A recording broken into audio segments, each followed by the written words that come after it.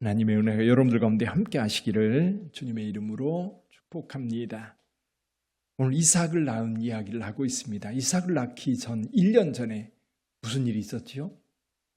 1년 전에 1년 전에 하나님께서 아브라함에게 찾아오셔서 몇 가지를 말씀하세요. 첫 번째로 말씀하신 게 뭐냐면 이름을 바꿔주세요. 이름. 원래 아브라함이라고 부르고 있는데 전의 이름은 뭐였죠? 아브라함. 사라라고 부르고 있는데 전의 이름은 뭐였죠?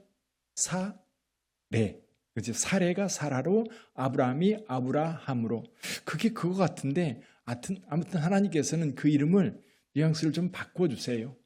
아브라함은 열국의 아비, 그리고 이제 사라는 열국의 어미, 그런 의미를 가지고 있습니다. 그런 의미로 이름을 바꿔주신 것이 첫 번째입니다. 그러면서 아브라함에게 하나님께서 뭐라고 말씀하시느냐면 내가 내년쯤에 아들을 낳을 것이다. 사라가 너를 위해서 아이를 낳을 것이다 라고 할 때 아브라함이 어떻게 하지요? 웃어요. 한번 볼까요? 17장 한번 볼까요? 17장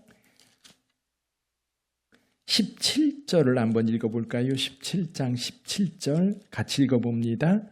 아브라함이 엎드려 웃으며 마음속으로 이르되 100세 된 사람이 어찌 자식을 낳을까? 사라는 90세니 어찌 출산하리요? 하고. 근데 이렇게 엎드려 웃었는데 웃게 된 원인이 뭐냐면 그 앞절 16절 한번 볼까요? 16절 내가 그에게 복을 주어 그가 내게 아들을 낳아주게 하며 내가 그에게 복을 주어 그를 여러 민족의 어머니가 되게 하리니 민족의 여러 왕이 그에게서 나리라. 아멘. 사라가 이미 경수가 끊어졌고 아이를 낳을 수 없다는 사실을 누구보다도 아브라함이 잘 알고 있습니다. 그런데 하나님께서 그 사라가 아이를 낳을 거라고 그러는 거예요. 그러니까 아브라함이 웃었습니다. 무슨 웃음이에요? 실소죠, 실소. 어처구니 없어서 웃는 웃음입니다. 자, 그런데 사라도 웃어요. 사라도. 원래 이제 사라가 웃기 전에 하나님께서 아브라함에게 할례를 명하십니다. 할례는 언약의 증표예요. 근데 이 언약의 증표, 할례를 행하는데 이 할례의 범위가 어떻게 됩니까? 아브라함만 할례를 받았나요? 아니면 아브라함과 이스마엘? 아닙니다. 아브라함의 집에 살고 있는 모든 남자예요. 아브라함이라고 하는 아브라함을 통해서 이루어지고 있는 큰 울타리가 있는데 그 안에 있는 모든 남자들, 종들까지 다 할례를 받습니다. 아브라함 때문에 그 집안 모두가 복을 받는 거예요. 하나님의 복을 받는 거거든요. 그리고 나서 하나님께서 이 사라가 아기를 낳을 거라는 얘기를 또 해요. 이제 이때가 언제냐면 하나님께서 소돔과 고모라를 살피러 가다가 이제 아브라함이 그들을 불러서 대접한 그때입니다. 하나님께서 아브라함에게 사라가 내년쯤에 아들을 낳을 것이다 라고 할 때 장막 뒤에서 이 사라가 그 이야기를 들어요. 들을 때 어떻게 해요?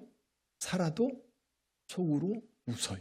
한번 볼까요? 18장 12절을 한번 볼까요? 18장 12절.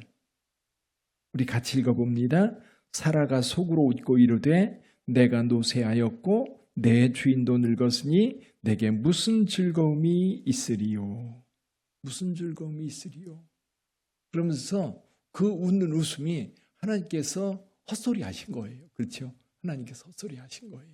그래서 실소한 것. 그러니까 어처구니 없어서 그냥 웃음이 그냥 얼굴에 묻어났던 겁니다. 자, 이렇게 웃음이 계속 반복됩니다. 그런데 그 웃음은 어처구니 없는 웃음, 이루어질 수 없는 것에 대해서 이야기할 때 별 얘기를 다 하시네. 그러면서 웃는 웃음이었습니다. 그리고 나서 사건이 하나가 벌어집니다. 어떤 사건입니까? 소돔과 고모라의 멸망 사건입니다. 그래서 저는 생각해 봤어요. 아브라함이 계속해서 아이를 낳을 거라는 이야기를 하고 또 더 이상 아기를 낳을 수 없는 사람들을 통해서 아이를 낳아 언약의 백성으로 삼겠다라고 말씀하시는데 그 사이에 소돔과 고모라의 멸망 이야기가 기록되어 있는 거예요. 이런 생각이 듭니다. 이 소돔과 고모라 정말 죄악이 관영한 땅이었고 하나님이 그대로 둘 수 없는 땅이었습니다. 그래서 결국 그 땅에 하나님의 심판이 임하게 된 거예요. 자, 그렇다면 이 하나님의 심판이 소돔과 고모라에게만 임할까요? 소돔과 고모라 사람들만 악을 행하고 있습니까? 그렇진 않을 거예요. 인간 본성이 아담 이후에 죄성이 너무 가득해가지고 그 죄악이 점점 하나님을 멀리 떠나 결국 하나님의 진노가 이 땅에 임하게 될 겁니다. 그때 하나님께서 지금 구원의 역사를 시작하고 계신 거예요. 아브라함을 부르시고 그리고 그가 더 이상 인간의 생각으로는 해결할 수 없는 상황, 아기를 낳을 수 없는 상황에서 아이를 낳게 하겠다 계속 말씀하십니다. 그럼 그 아이를 통해서 믿음의 역사를 이어가는 거예요. 하나님께서 그 아이를 통해서 하나님의 구원에 대해서 계속해서 선포하시고 때가 되면 그 구원을 이루실 겁니다. 언제까지? 예수 그리스도께서 이 땅에 오실 때까지. 그래서 오셔서 구원을 완성해 놓았을 때 이제 예수를 믿는 자는 구원을 얻게 되는 거예요. 그럼 예수 사건 역시 하나님께서 아브라함을 통해서 이루었던 이삭의 사건과 같은 맥락 속에 있는 겁니다. 우리 전체를 구원해야 되는데 우리 전체를 구원하는 구원의 능력이 과연 어디에 있는가? 어떻게 그게 가능한가? 그럴 때 하나님께서 아브라함과 사라를 통해서 이삭을 주셨던 것처럼 예수 그리스도를 통해서 우리 모두에게 구원의 은혜를 베푸실 거예요. 오늘 저와 여러분들은 그 믿음을 따라 구원을 얻었고 영생이 약속되어 있습니다. 영원한 천국이 여러분의 것인 줄 믿습니다. 그 믿음 갖고 가는 거예요. 믿음 갖고. 자, 그런데 1년 만에 사라가 진짜 아이를 낳았어요. 진짜 아이를 낳았어요. 오늘 그 얘기입니다. 진짜 아이를 낳았어요. 오늘 본문의 말씀 잘 보세요. 1절을 한번 볼까요? 1절 같이 읽어봅니다. 1절을 같이 읽어봅니다. 여호와께서 말씀하신 대로 사라를 돌보셨고 여호와께서 말씀하신 대로 사라에게 행하셨으므로. 2절도 읽어보시죠.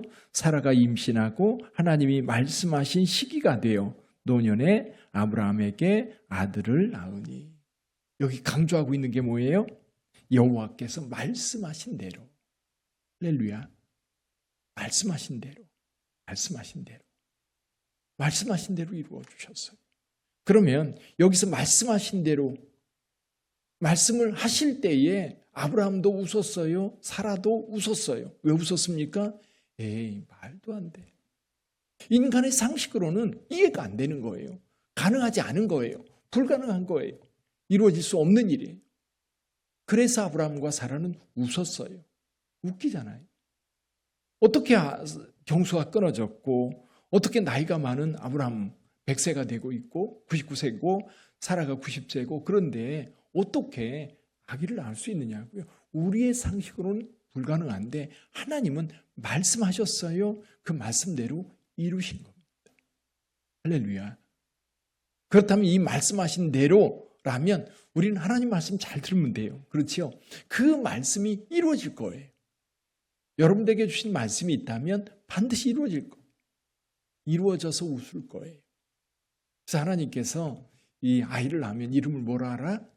이삭이라 이름하라 했어요. 아브라함도 웃었습니다. 사라도 웃었습니다. 근데 여기서 사라가 진짜 이렇게 고백을 해요. 여기 6절을 볼까요? 6절 같이 읽어봅니다. 사라가 이르되 하나님이 나를 웃게 하시니 듣는 자가 다 나와 함께 웃으리로다. 아멘. 하나님이 진짜 웃게 하신 거예요. 자, 여러분 언제 웃으세요? 언제 웃으세요? 웃을 때가 언제입니까? 재미날 때 웃고요. 행복해서 웃고요. 기뻐서 웃고요. 물론 슬플 때도 어처구니 없어서 웃을 때가 있을지 모르겠지만 이 웃음이라고 하는 것은 행복의 표현이에요. 행복의 표현, 기쁨의 표현. 예전에 어떤 영화 한 편을 봤어요. 그 영화가 어떤 거냐면 그 비행기가 이륙하자마자 그 새드대가 이제 그 엔진에 빨려들면서 양쪽에 있는 엔진 2개가 완전히 멈춰버린 겁니다. 그 관제탑에서 이제 공항으로 회항하라고 했는데 이 기장이 공항까지 못하고 강에 이제 착륙을 합니다. 강에 착륙을 해요. 그래서 155명이 탔는데 한 사람도 다치지 않고 죽지 않고 다 살아요. 다 살아요. 근데 거기 장면 재밌는 게 뭐냐면 아들과 아버지가 같이 비행기에 탔었어요. 근데 구조하는 과정 속에 아버지와 아들이 각기 다른 항구로 구조가 됩니다. 아들은 이쪽 편에, 아버지는 이쪽 편에. 근데 아들과 아버지가 전화를 막 구조받아가지고 전화를 하다가 안 되는 거예요. 그러다가 통화가 됐어요. 너 어디냐? 나 여기 있어요. 아빠 어디 있어요? 거기 있어요.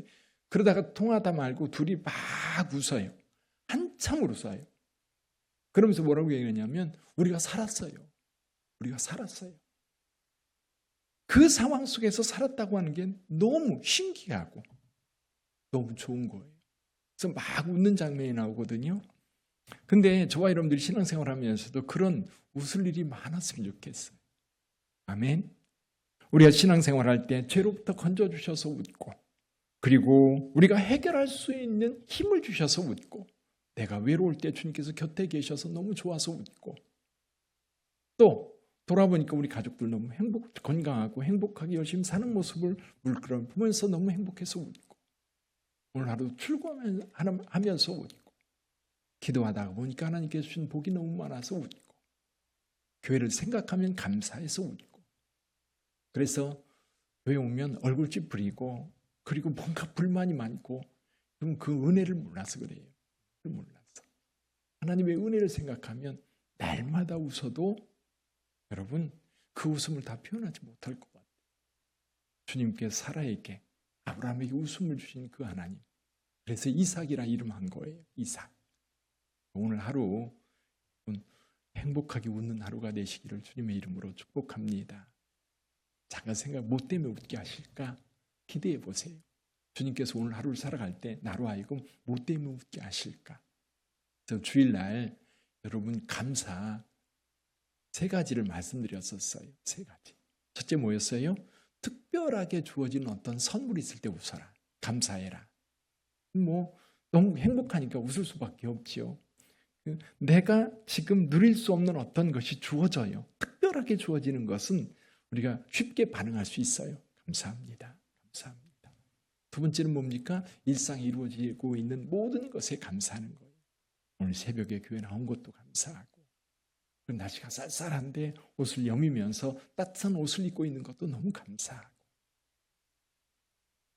그리고 이렇게 편안하게 예배드릴 수 있는 것도, 그리고 오늘 하루 준비해서 살아갈 수 있도록 좋은 날 주신 것도 감사하고, 일상의 감사. 또 한 가지는 고난 중에도 감사할 수 있다. 고난 중에도. 생각해보면 그 고난 속에도 하나님의 손길이 있고 하나님의 은혜가 있거든요. 그래서 우리 삶에는 늘 감사가 있는데, 감사의 표현 가운데 하나가 웃음이에요. 웃음. 그래서 어떤 분들은요, 강제로 웃어요. 예전에 제 후배 하나가, 아버지가 한의사였다가 목사가 된 분이 있는데, 이 친구는 아침에 일어나면 거울을 보고 웃는 연습을 해요. 그래서 야, 너 뭐하냐? 그랬더니 웃는 거 연습한대요. 왜 웃니? 왜 연습하냐? 그랬더니 웃으면 관상이 달라진대요. 관상이. 웃는 연습하라는 거예요. 그 웃다 보면 얼굴이 웃음으로 채워지게 되고, 이것이 이제 습관이 되어서 늘 웃는 사람이 되고, 그 길이 행복해진다는 거지. 웃으라는 거예요. 웃음을 연습해라. 우리는 연습할 필요도 없습니다. 그냥 웃음이 나오잖아요, 속에서. 할렐루야. 그 기쁨이 하루 종일 여러분의 삶 속에 있기를 주님의 이름으로 축복합니다. 기도하겠습니다.